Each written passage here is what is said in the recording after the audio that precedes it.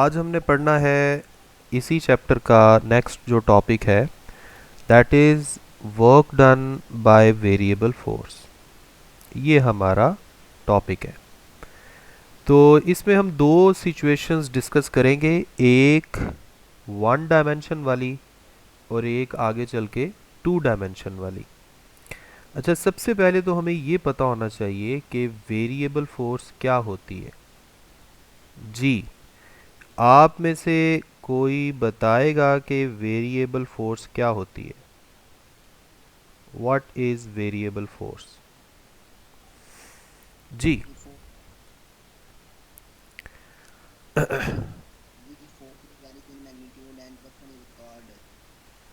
उत्तो पढ़ के बोली जा पुत्र।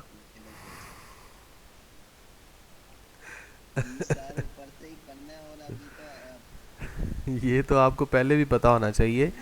आपको याद होगा, हमने मैकेनिक्स में ही एक जगह पे पढ़ा था, इक्वेशंस ऑफ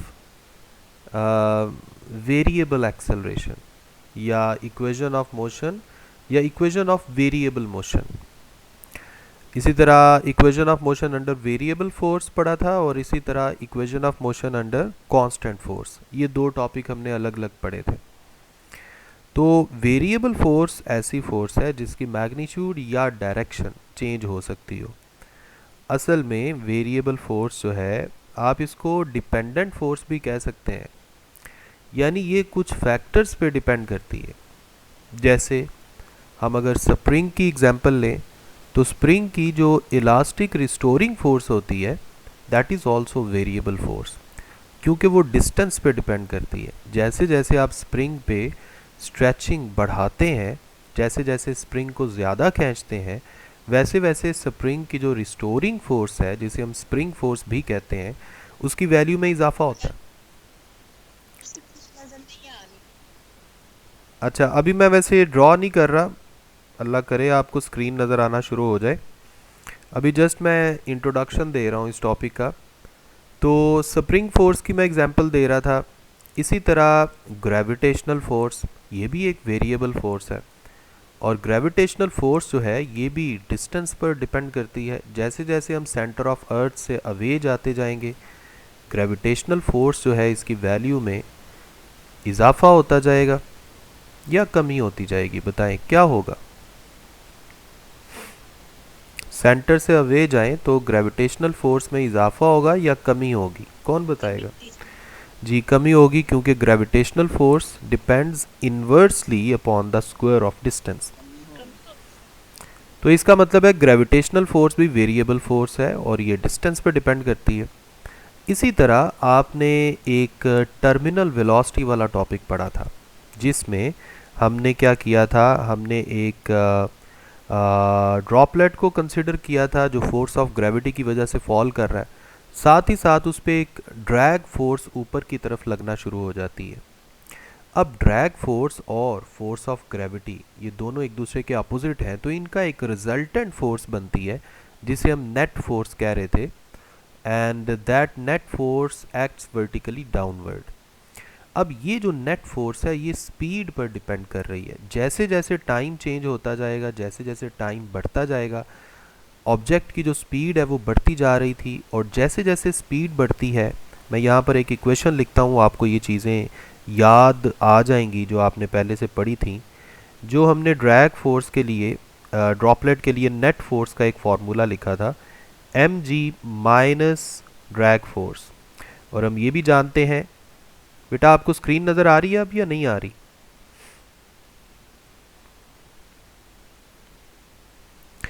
जी बच्चों, स्क्रीन नज़र आ रही है?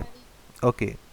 अच्छा, ड्रैग फोर्स का हमने फॉर्मूला लिखा था 6 पाई ईटा आर वी। अब देखें, जैसे जैसे टाइम बढ़ता जा रहा था, वैसे वैसे स्पीड बढ़ती जाती है, ड्रैग फोर्स बढ़ती जाती है और रिजल्टेंटली नेट फोर्स में कमी आती जाती है। तो हम कह सकते हैं कि ये वाली जो नेट फोर्स है, ये भी वेरिएबल फोर्स है। और ये किस पे डिपेंड कर रही है? It depends upon the velocity, यानी ये वेलोसिटी डिपेंडेंट फोर्स है। इसी तरह बहुत सारी फोर्सेस हो सकती हैं जो किसी न किसी फैक्टर पे डिपेंड करती हैं। सारी इस तरह की जो फोर्सेस हैं, इनको हम वेरिएबल फोर्स कह सकते हैं, क्योंकि इनकी मैग्नीट्यूड में भी चेंज आ सकता है और इनकी डायरेक्शन में भी चेंज आ सकता है। अच्छा, ये तो था वेरिएबल फोर्स के बारे में। अब हम वर्क फाइंड करेंगे वेरिएबल फोर्स को इस्तेमाल करते हुए या वेरिएबल फोर्स के ज़ेरे असर। अच्छा, यहाँ पर ऐसा करते हैं कि कोई भी वेरिएबल फोर्स है जो किसी ऑब्जेक्ट पर लग रही है, मैं आपको आसानी के लिए एक छोटी सी एग्जांपल दे देता हूँ। फोर्स ऑफ ग्रेविटी फ़र्ज़ करें कि एक ऑब्जेक्ट है, वो पॉइंट ए से पॉइंट बी तक हमने लेकर जाना है। ये जो नीचे मैंने डॉटेड लाइन लगाई हैं, ये सरफेस ऑफ अर्थ है फ़र्ज़ कर लें, और ऑब्जेक्ट की जो फाइनल पोजीशन है उसकी जो हाइट है, उसकी हाइट फ़र्ज़ कर लें h है ज़मीन के सरफेस से। अब हम ऑब्जेक्ट को एक फोर्स लगाकर a से b तक लेकर जाते हैं और फ़र्ज़ कर लें हमारी फोर्स की डायरेक्शन भी वेरी कर रही है और लेट्स सपोज इसकी मैग्नीट्यूड भी वेरी कर रही है। तो अब करेंगे क्या? हमने तो जो फॉर्मूला पढ़ा था dot product of force and displacement, वो वाला जो फॉर्मूला है वो तो कांस्टेंट फोर्स के लिए वैलिड है, लेकिन यहाँ पर तो फोर्स वेरी कर रही है। अब इसका एक बड़ा छोटा सा और सिंपल सा सलूशन है, आपने गौर से मेरी बात सुननी है। अच्छा, फ़र्ज़ कर लें, मैं एक और एग्जांपल लेता हूँ। फ़र्ज़ कर लें एक ऑब्जेक्ट है, उसको मैं पॉइंट ए से पॉइंट बी तक लेके आया और फिर पॉइंट बी से पॉइंट सी तक लेके आया। अब फ़र्ज़ कर लें मुझे ये पता है कि ए से बी तक जाने में मैंने फोर्स लगाई 2 न्यूटन और बी से सी तक आने में मैंने फोर्स लगाई लेट्स सपोज 3 न्यूटन। अब अगर आपसे कोई ये पूछेगा कि ए से लेकर बी तक जाने में फोर्स कांस्टेंट है या वेरिएबल है, तो आपका आंसर क्या होगा?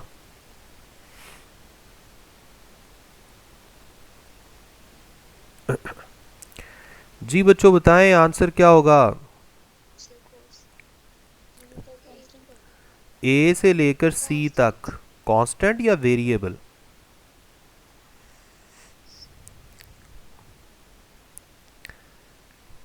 बादाम खाया करें, आपका दिमाग थोड़ा चलना शुरू हो, बल्कि बादाम नहीं अखरोट खाया करें। कहते हैं अखरोट खाएं तो दिमाग तेज चलता है। देखिए, ए से लेकर सी तक फोर्स कांस्टेंट नहीं है, बीच में एक पॉइंट बी भी है। ए से बी तक फोर्स 2 न्यूटन लग रही है, लेकिन बी से सी तक 3 न्यूटन लग रही है। इसका मतलब है ए से लेकर सी तक अगर पूरे पाथ की बात की जाए then force is not constant. लेकिन जी, इस बात की समझ आ गई है?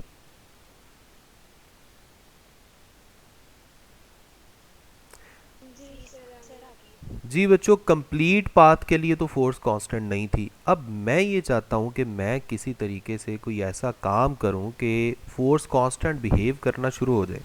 अब उसका एक ही सोल्यूशन है जो हमें यहाँ पर बड़ी आसानी से समझ आ जाएगा कि मैं इस कंप्लीट पाथ को छोटे छोटे टुकड़ों में तकसीम कर लूँ, 2 पार्ट्स में डिवाइड कर लूँ। यानी ए से लेकर बी तक अलग डिस्कस करूँ और बी से लेकर सी तक अलग डिस्कस करूँ। अब ए से लेकर बी तक भी फोर्स कांस्टेंट है, उसकी वैल्यू अलग है लेकिन है कांस्टेंट। इसी तरह बी से लेकर सी तक भी फोर्स कांस्टेंट बिहेव करेगी, लेकिन उसकी वैल्यू पहले इंटरवल के मुकाबले में डिफरेंट है। इससे कोई फ़र्क नहीं पड़ता, लेकिन एक इंटरवल के लिए तो फोर्स कांस्टेंट है। अब मैंने यहाँ पर 2 इंटरवल्स बनाए थे, ए से लेकर बी तक, ये भी फोर्स कांस्टेंट है। फिर दूसरा इंटरवल मैंने बनाया बी से लेकर सी तक, इसके लिए भी फोर्स कांस्टेंट है।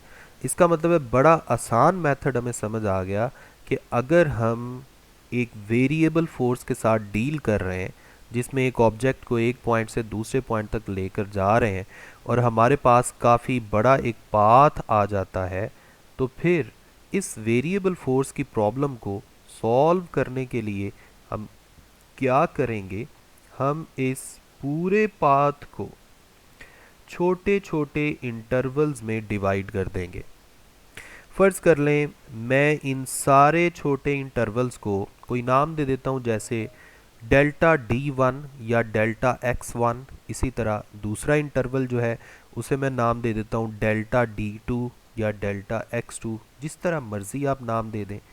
फिर हर इंटरवल के लिए देखें, फ़र्ज़ कर लें इस इंटरवल के लिए मैंने डेल्टा X1 का नाम दे दिया, इसके लिए डेल्टा X2 का नाम दे दिया।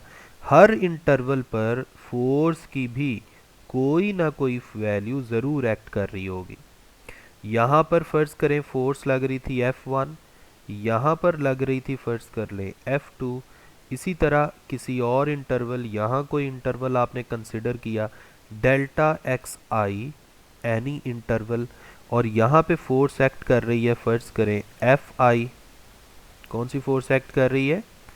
Fi। इसी तरह आखिरी इंटरवल फ़र्ज़ कर लें आपने उसको नाम दिया डेल्टा XN, और यहाँ फोर्स एक्ट कर रही है Fn।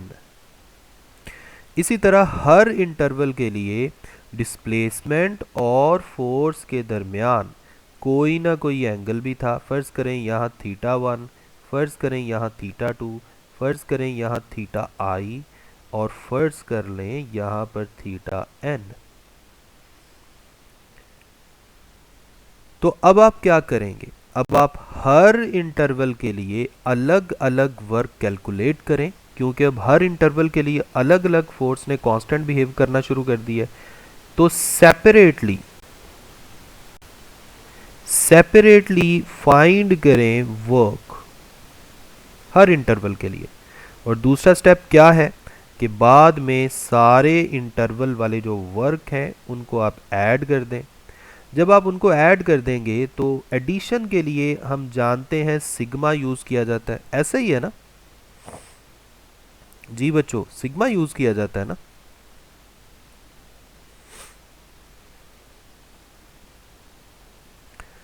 आवाज़ आ रही है मेरी? जी। अच्छा, उसके बाद अब एक छोटी सी प्रॉब्लम आ जाएगी। वो प्रॉब्लम मैं अभी आपको टॉपिक थोड़ा सा आगे कैरी ऑन करता हूँ, फिर उस प्रॉब्लम को भी हम डिस्कस कर लेते हैं। जी बेटा, क्या हुआ? स्क्रीन शो नहीं हो रही?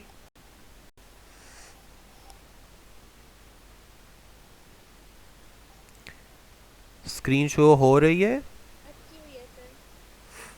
ओके, मैं ट्राई करता हूँ स्क्रीन को चेंज करूँ ताकि वो शो हो। जी, अभी भी शो नहीं हो रही?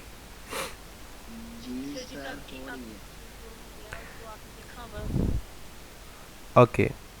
अच्छा, ये देखें, जो जो मैंने बोला था वो तो आपने सुना। अब आप देखें ये सामने हमारी डायग्राम एक बनी हुई है। ये देखें, ये पैचेस में हमने डिवाइड किया, हमने डिस्प्लेसमेंट के छोटे छोटे इंटरवल्स ले लिए, delta X1, delta X2 up to delta XN। हर जगह पर फोर्स ने कांस्टेंट बिहेव करना शुरू कर दिया, और हर इंटरवल के लिए जो फोर्स है उसके और डिस्प्लेसमेंट के दरमियान कोई ना कोई एंगल भी था। हम फिर क्या करेंगे? अलग अलग सारे इंटरवल्स के लिए वर्क कैलकुलेट करेंगे। जब आप अलग अलग वर्क कैलकुलेट करेंगे तो आपके पास आ जाएगा टोटल वर्क। उसके बाद आप जानते हैं टोटल के लिए हम सिग्मा का वर्ड, सिग्मा का सिंबल यूज करते हैं, ऐसा ही है?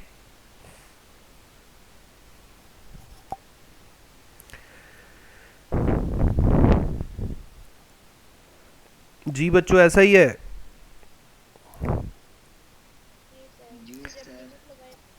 ओके, इसके बाद हम क्या करेंगे? अब मैं आपको ग्राफ की मदद से थोड़ा सा समझाने की कोशिश करता हूँ। अच्छा, फर्ज कर लें हम ग्राफ ड्रॉ करते हैं। जी बच्चों, फर्ज करें हम ग्राफ ड्रॉ करते हैं फोर्स और डिस्प्लेसमेंट के दरमियान। वाई एक्सिस पे फोर्स ले लेते हैं, लेकिन फोर्स का एक्स कंपोनेंट, और एक्स एक्सिस पर डिस्प्लेसमेंट ले लेते हैं। हम जानते हैं कि फोर्स के एक्स कंपोनेंट को और डिस्प्लेसमेंट की मैग्नीट्यूड को मल्टीप्लाई करें तो फिर वर्क आता है। तो इसलिए हम ग्राफ ड्रॉ करते हैं एफ कॉस थीटा और डी के दरमियान। अब आप देखें, अगर मैं वेरिएबल फोर्स के लिए ग्राफ ड्रॉ करूं तो पूरा का पूरा वेरिएबल फोर्स का ग्राफ जो है वो कुछ कर्व लाइन बनेगा। फर्ज कर लें ये वाली कर्व लाइन है। इनिशियल पॉइंट जो है वो यहाँ से शुरू हो रहा है, फर्ज कर लें, और फाइनल पॉइंट यहाँ आके ख़त्म हो गया। ठीक है, ये आपके पास ग्राफ आ गया। अच्छा, अब हम ऐसा करते हैं, हर इंटरवल का अलग अलग ग्राफ ड्रॉ करते हैं। आपको इतनी बात समझ आ गई और डायग्राम नज़र आ रही है सबको?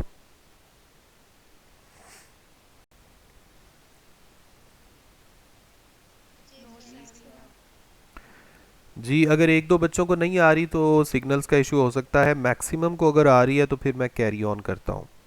अच्छा, अब देखें, सामने जो डायग्राम है इसमें हमें एक ग्राफ नज़र आ रहा है। ये बेसिकली वेरिएबल फोर्स और डिस्प्लेसमेंट के दरमियान ग्राफ है। अच्छा, अब हमने क्या करना है, चूंकि हमने डिस्प्लेसमेंट को छोटे छोटे इंटरवल्स में डिवाइड किया है, तो हम एक्स एक्सिस के ऊपर भी वो छोटे छोटे इंटरवल्स जो हैं वो शो कर देंगे। फ़र्ज़ कर लें, एक इंटरवल मैंने ब्लू कलर में बना दिया, दूसरा ग्रीन कलर में बना दिया, तीसरा फ़र्ज़ करें मैंने ऑरेंज कलर में बना दिया, चौथा मैंने ब्लैक कलर में बना दिया, अप टू सो ऑन। इसी तरह चलते चलते हम आखिरी इंटरवल भी बना देंगे। फ़र्ज़ कर लें, फर्स्ट इंटरवल जो है उसके डिस्प्लेसमेंट को आप डेल्टा एक्स वन कह दें, सेकंड इंटरवल जो है उसके डिस्प्लेसमेंट को डेल्टा एक्स टू कह दें, थर्ड इंटरवल जो है उसके डिस्प्लेसमेंट को डेल्टा एक्स थ्री कह दें, इसी तरह फोर्थ इंटरवल का जो डिस्प्लेसमेंट है उसे डेल्टा एक्स फोर कह दें। चलते चलते आखिरी इंटरवल जो है वो क्या होगा, डेल्टा एक्स एन। अब हर इंटरवल के लिए फोर्स तो कांस्टेंट बिहेव कर रही थी। अगर मैं डेल्टा एक्स वन इंटरवल की बात करूंगा तो इसका जो फोर्स का ग्राफ है वो हॉरिजॉन्टल लाइन आएगा, क्योंकि डेल्टा एक्स वन के लिए फोर्स कांस्टेंट बिहेव कर रही थी।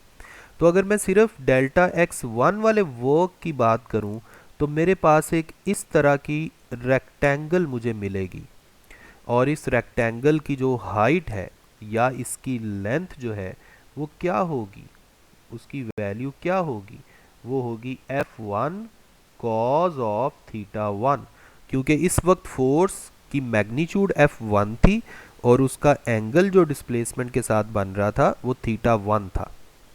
इसी तरह अगर मैं डेल्टा एक्स टू डिस्प्लेसमेंट वाले इंटरवल की बात करूं तो इसके लिए भी फोर्स जो है वो तकरीबन कांस्टेंट बिहेव करेगी। तो इसकी भी एक अलग से रेक्टेंगल आ जाएगी। इस रेक्टेंगल की जो लेंथ है या हाइट है वो हमारे पास हो जाएगी F2 cause of theta two. इसी तरह जो थर्ड आपको ग्राफ नज़र आ रहा है, जो थर्ड डिस्प्लेसमेंट का इंटरवल नज़र आ रहा है, इसके लिए भी हम एक अलग से हॉरिजॉन्टल लाइन जो है वो ड्रॉ कर लेंगे। चलते चलते फ़र्ज़ कर लें कोई मैं आइथ इंटरवल की बात करता हूँ। फ़र्ज़ करें यहाँ कोई आइथ इंटरवल है, डेल्टा एक्स आई, आई का मतलब होता है कोई भी नंबर। तो इसका अगर मैं फोर्स के लिहाज से बात करूँगा तो इसके लिए भी फोर्स तकरीबन कांस्टेंट बिहेव करेगी, यानी फोर्स का ग्राफ तो हॉरिजॉन्टल स्ट्रेट लाइन आना चाहिए। ठीक है, तो फिर क्या होगा, अब इसकी जो हाइट है या इसकी लेंथ वो क्या होगी, एफ आई कॉस थीटा आई। इसी तरह आखिरी जो इंटरवल है जो मैं ब्लैक कलर में बना रहा हूँ, ये भी कोई ऐसी रेक्टेंगल आ जाएगी। अच्छा, अब अगर हम इस पूरे ग्राफ के अंदर छोटी छोटी इस तरह की रेक्टेंगल्स बना लेंगे ना, तो हमें कुछ चीज़ों का पता चलेगा। वो मैं ग्राफ को जूम करके आपको बता रहा हूँ। जी, ग्राफ जूम हो गया आपके पास?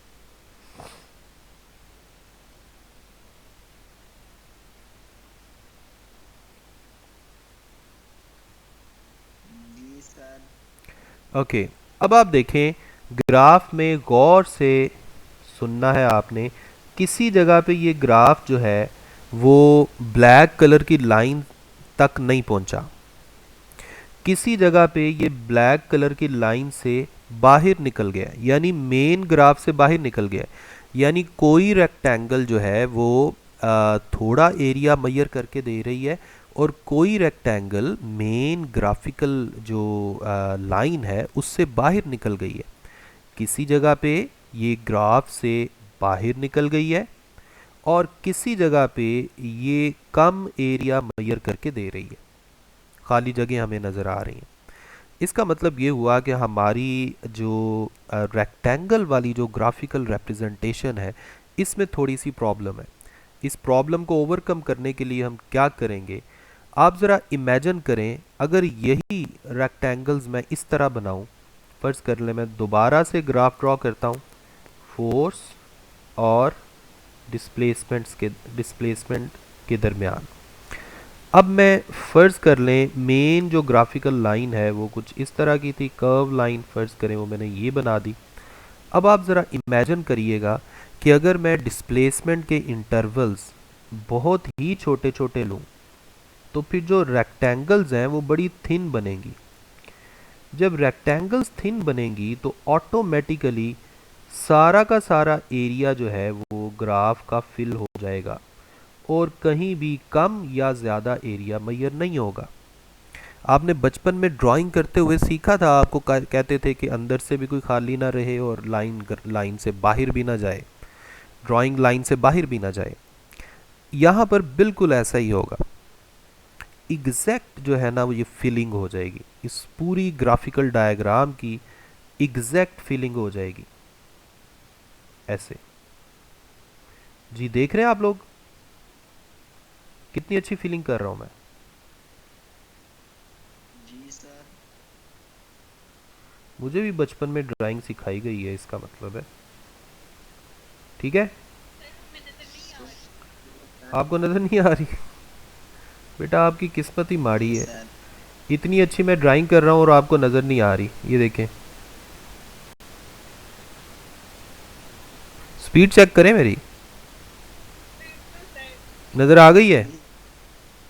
बिल्कुल सर, ऐसा ही। ये देखें, ये मैं मैनुअली मूव कर रहा हूँ, ये कोई मैनुअली मूव कर रहा हूँ, ये कोई सॉफ्टवेयर का कमाल नहीं है। बीच में थोड़ा थोड़ा सा रह गया फिर भी, बट ओवरऑल सारा का सारा जो ग्राफ है वो हमारे पास फिल हो जाएगा। अब ये कमाल किस चीज़ का था? ये कमाल था कि हमने डिस्प्लेसमेंट के इंटरवल्स को बहुत ही छोटा कंसिडर किया। जब आप डिस्प्लेसमेंट के इंटरवल्स पे लिमिट लगा देंगे अप्रोचेस टू ज़ीरो, यानी फ़र्ज़ कर लें अब मैं डिस्प्लेसमेंट के इंटरवल को नाम दे देता हूँ डेल्टा एक्स और लिमिट लगा देता हूँ कि ये अप्रोच कर रहा है ज़ीरो को, तो फिर आप मुझे ये बताएं सिग्मा किस में कन्वर्ट हो जाता है? जल्दी से बताएं।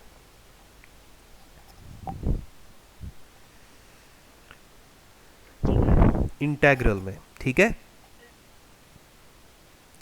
ये आपके पास इंटेग्रल में कन्वर्ट हो जाएगा और हमारे पास जो वर्क है वो लाइन इंटेग्रल ऑफ फोर्स आ जाएगा, जो हमने लास्ट टॉपिक में भी डिस्कस किया था। अब मैं थोड़ा सा ये बुक की जो कुछ लाइंस हैं इस पे आ जाता हूँ। ये देखें, उसने छोटे छोटे इंटरवल्स किए। फर्स्ट इंटरवल के लिए वर्क आया, सेकंड के लिए आया, थर्ड के लिए आया। इसने कॉस थीटा मेंशन नहीं किया हुआ, आप कॉस थीटा भी कर लीजिएगा, लेकिन यहाँ पर इसने कॉस थीटा मेरा ख्याल है ज़ीरो लिया हुआ है, तो इससे कोई फ़र्क नहीं पड़ता। बाद में सारे छोटे छोटे वर्क्स को ऐड कर लिया, फिर सिग्मा आ गया। सिग्मा आने के बाद हमने लिमिट लगा दी, ये देखें ये लिमिट लगा रहे हैं और सिग्मा जो है ये इंटेग्रल में कन्वर्ट हो गया। अच्छा, नेक्स्ट है हमारे पास इसकी एक छोटी सी एग्जाम्पल। जी एग्जाम्पल की तरफ मूव करें।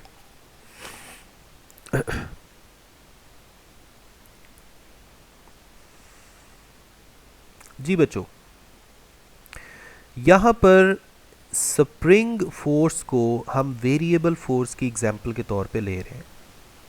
कौन सी फोर्स है यहाँ पे? Spring force. स्प्रिंग फोर्स, और इसको हम ले रहे हैं as a variable force in one dimension. क्योंकि हम जानते हैं स्प्रिंग मास सिस्टम के केस में जो मोशन है वो एक ही लाइन पर हो रही होती है, तो इसलिए हम इसको वन डायमेंशनल मोशन कह सकते हैं और स्प्रिंग फोर्स को वन डायमेंशनल फोर्स कह सकते हैं। अच्छा, यहाँ पर जो डायग्राम है वो थोड़ी सी आपको कंफ्यूजिंग लगेगी, तो मैं आपके लिए एक नई डायग्राम बना देता हूँ। फर्ज कर लें ये लेफ्ट हैंड साइड पर है रिजिड सपोर्ट, ये एक हॉरिजॉन्टल सरफेस है, यहाँ आपने रिजिड सपोर्ट के साथ एक स्प्रिंग लगाया हुआ है और इस स्प्रिंग के साथ आपने एक मैस अटैच किया हुआ है। फर्ज कर लें इस वक्त जो मैस है वो अपने मीन पॉइंट पर है। अच्छा, फिर आपने क्या करना है, आपने इस मैस को फर्ज कर लें राइट वर्ड अप्लाइड फोर्स लगा के मूव किया और इसको फर्ज कर लें इस पोजीशन पे ले गए। जब आप मैस को एक्सटर्नल फोर्स राइट वर्ड लगाकर मूव कर रहे होंगे तो स्प्रिंग में एक्सटेंशन पैदा होगी, ऐसा ही होगा ना। जब स्प्रिंग में एक्सटेंशन पैदा होगी तो फिर स्प्रिंग की कोशिश ये होगी कि वो एक रिस्टोरिंग फोर्स लगाए जो इस मैस को वापस मीन पॉइंट की तरफ ले जाने पर मजबूर करे। इसे रिस्टोरिंग फोर्स भी कहते हैं और इसे स्प्रिंग फोर्स भी कहते हैं, एफ एस। ठीक हो गया। इसी तरह अगर आप इस मैस को राइट की बजाय लेफ्ट वर्ड इस तरफ मूव करते तो फिर आप समझ सकते हैं कि फिर स्प्रिंग में कंप्रेशन आ जाना था। क्या आ जाना था? कंप्रेशन। और जब स्प्रिंग में कंप्रेशन आएगा तो ऑटोमेटिकली जो रिस्टोरिंग फोर्स है वो राइट वर्ड लगेगी, यानी अब spring force positive x axis की तरफ लग रही है। तो देखें, जब आप external force positive x axis की तरफ लगा रहे हैं तो जो स्प्रिंग फोर्स है वो नेगेटिव एक्स एक्सिस की तरफ लग रही है, और जब आप external force negative x axis की तरफ लगा रहे हैं तो जो स्प्रिंग फोर्स है ये पॉजिटिव एक्स एक्सिस की तरफ लग रही है। क्लियर? समझ आ गई?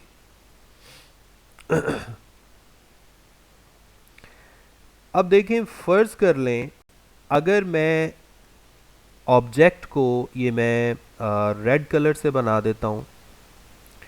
अगर मैं ऑब्जेक्ट को मीन पॉइंट यानी ओ से एक्सट्रीम पॉजिटिव एक्सट्रीम पॉइंट, फर्ज कर लें पॉजिटिव एक्सट्रीम पॉइंट को मैं ए से और नेगेटिव साइड पे जो एक्सट्रीम पॉइंट है इसे ए प्राइम से जाहिर कर देता हूं। अगर मैं मैस को मीन पॉइंट से पॉजिटिव एक्सट्रीम पॉइंट की तरफ लेकर जा रहा हूं तो समझे मैं प्लस में डिस्प्लेसमेंट कवर कर रहा हूं, और अगर मैं नेगेटिव एक्सट्रीम पॉइंट की तरफ लेके जा रहा हूं तो समझे मैं माइनस में डिस्प्लेसमेंट कवर कर रहा हूं, यानी माइनस एक्स। अब ये कलरफुल डायग्राम आपके सामने है और जो रिलेटेड चीज़ें हैं उनको मैंने सेम कलर में ड्रॉ किया है। ठीक है, तो यहाँ पर मैंने एक मीन पॉइंट शो किया है, दो एक्सट्रीम पॉइंट्स शो किए हैं। आप सबको डायग्राम नज़र आ रही है?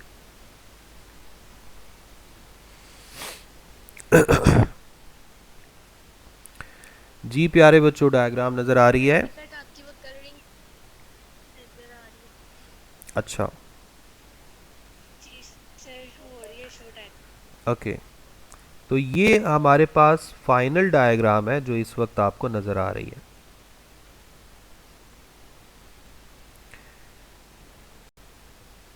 ठीक हो गया? ओके, लेट मी सी। कुछ लोग जो हैं वो दोबारा ज्वाइन करना चाह रहे हैं। ओके जी, क्लियर है? डायग्राम नज़र आ रही है सबको?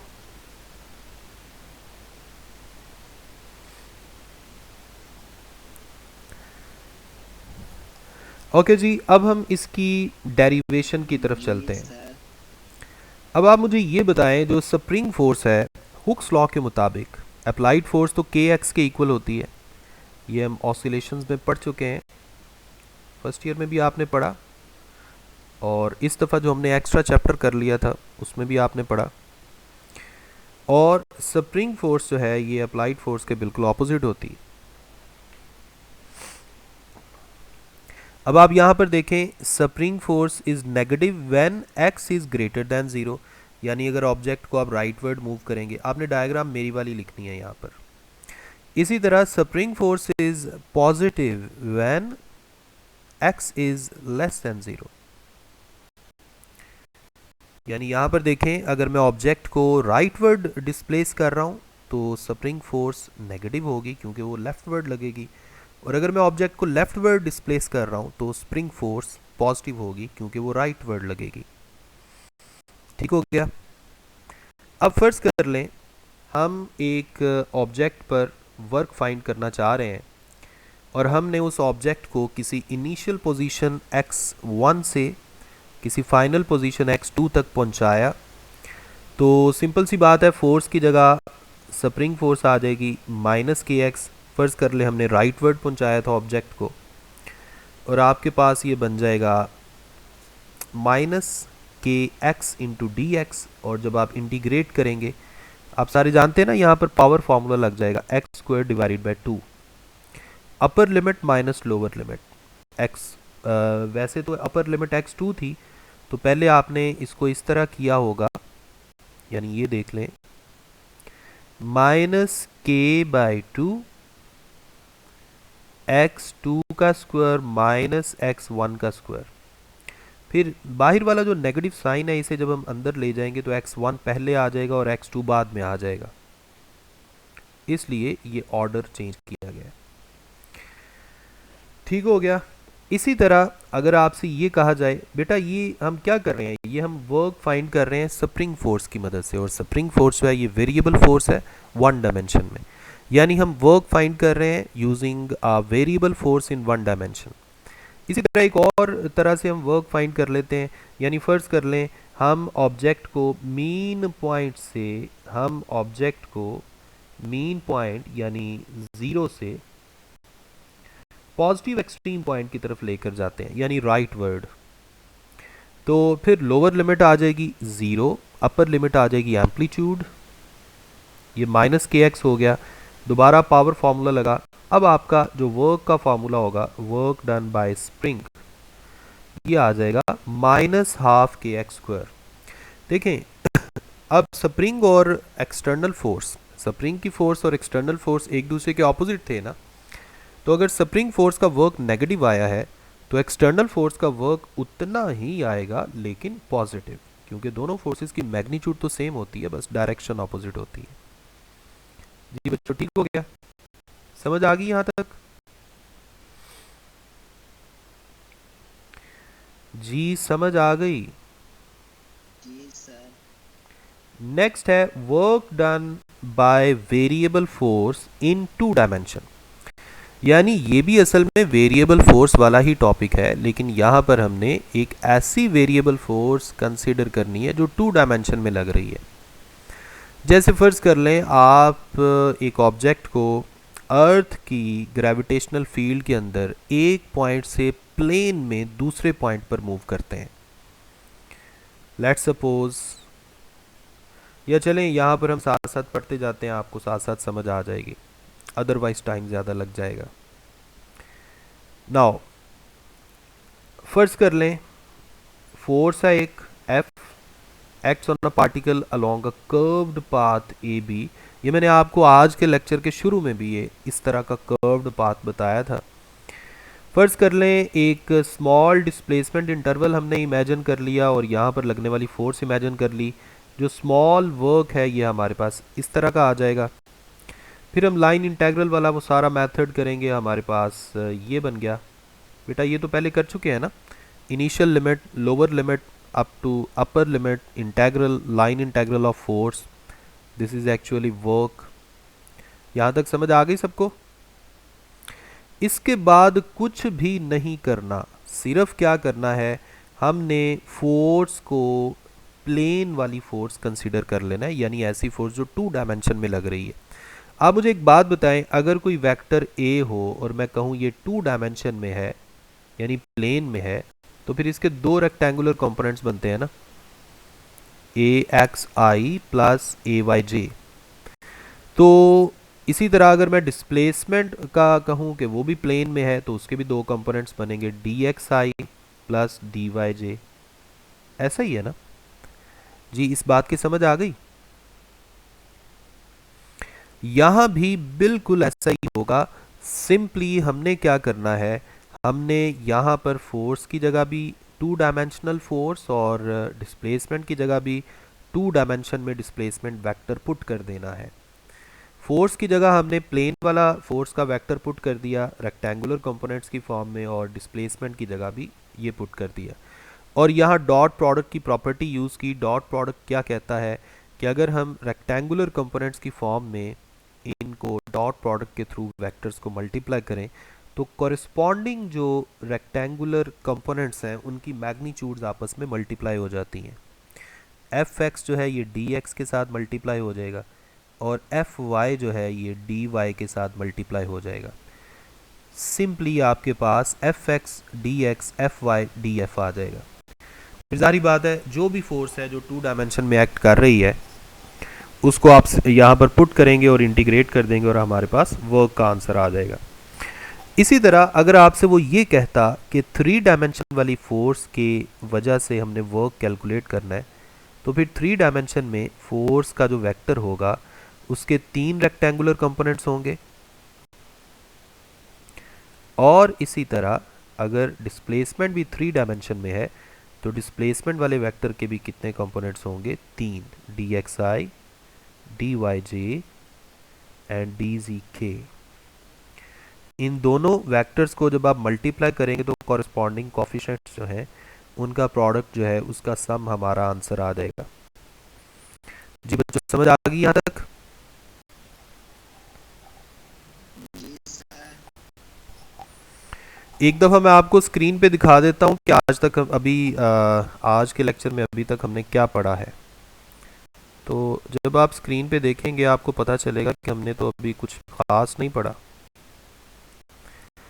ये था वेरिएबल फोर्स के थ्रू वर्क। पहले हमने वन डायमेंशन में इसको कंसीडर किया स्प्रिंग फोर्स की एग्जांपल लेकर, और उसके बाद work done by variable force in two dimension,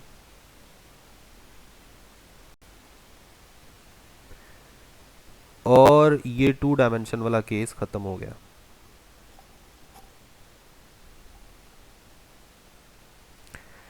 जी बच्चों, ये था हमारा लेक्चर। नेक्स्ट लेक्चर में इंशाल्लाह हम डिस्कस करेंगे वर्क एनर्जी थ्योरम और कुछ मज़ीद टॉपिक्स। अपना ख्याल रखें, अपनी दुआ में याद रखें। अल्लाह हाफिज़।